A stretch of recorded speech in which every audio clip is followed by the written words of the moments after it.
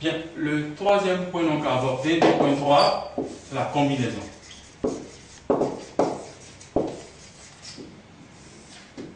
Pour donc cerner cette notion, on va donc l'introduire par une activité.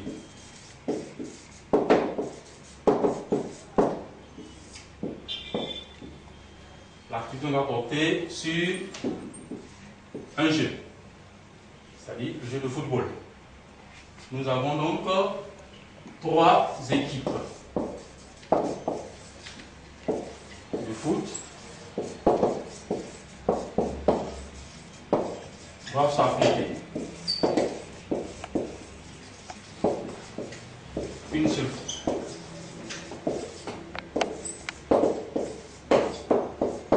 Combien de matchs?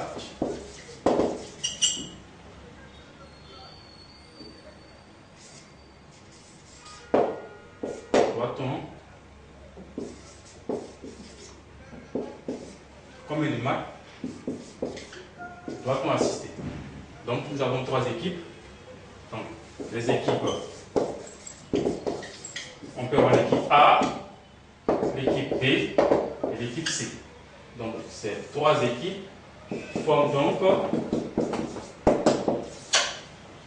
la compétition. Donc ces 3 équipes vont s'affronter 2 à 2. Donc A va rencontrer B, ensuite A va rencontrer C, et puis enfin B va rencontrer C. Donc, le fait que ces 3 équipes s'affrontent entre elles revient donc à constituer une combinaison de 2 éléments dans un ensemble à 3 éléments.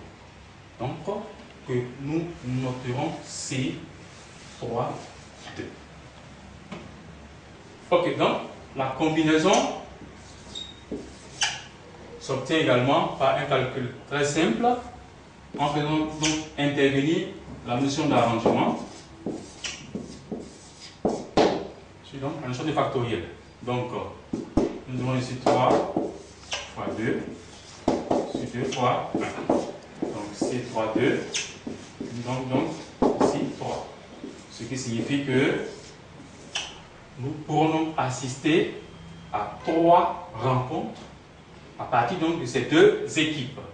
Donc l'équipe A rencontre l'équipe B, l'équipe A rencontre l'équipe C et l'équipe B rencontre l'équipe C.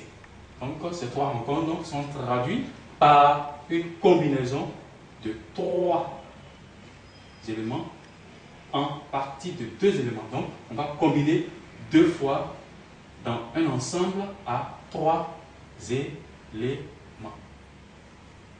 Donc, on va donner comme définition soit un ensemble grand E à un élément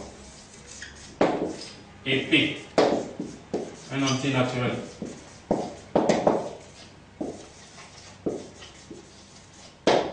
tel que P inférieur ou égal à N. La combinaison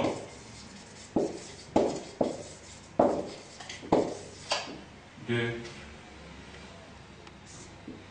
P éléments de l'ensemble de E est donc égal à C N P. Donc la formule à retenir, c'est NP ANP sur P factoriel. Donc cette formule que nous devons chaque fois retenir pour appliquer la combinaison. Et la combinaison, qu'est-ce qu'il faut retenir? Lorsque l'énoncé est tel que nous devons constituer des sous-groupes dans un ensemble d'éléments, alors nous faisons donc référence à la notion de combinaison. Donc nous remarquerons donc que la combinaison se caractérise par une absence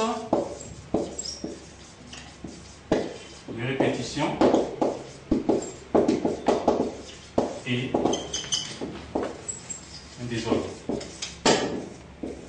Donc, lorsqu'il n'y a pas de répétition, s'il n'y a pas de désordre, alors lorsqu'il n'y a pas de répétition et lorsqu'il n'y a pas d'ordre, alors on fait donc appel à une combinaison. Donc, je vais donc arriver à former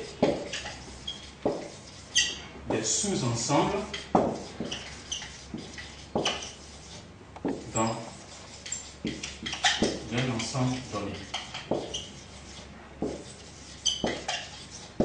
Donc, cette remarque est détail parce que, à partir de l'exercice proposé, vous devez donc chercher à savoir est-ce que l'exercice tend à constituer des sous-ensembles à partir d'un ensemble proposé. Et c'est le cas donc de la notion de combinaison qui est appropriée à appliquer donc pour faire donc ressortir ce que vous recherchez comme élément de réponse. Ainsi donc enfin les différentes notions concernant donc ce premier élément du chapitre que nous venons d'aborder. Donc si nous voulons récapituler, en 1 donc la notion de cardinal, ensuite en 2 la notion de peuplé, en 3 la notion d'arrangement et en 4 la notion de combinaison. Donc au niveau du peuplé, nous avons insisté pour dire que l'ordre compte et la répétition est possible. Au niveau de l'arrangement, on a insisté pour dire que l'ordre compte, mais la répétition n'est pas possible. Au niveau de la combinaison, on a insisté pour dire que il n'y a pas de répétition, il n'y a pas d'ordre.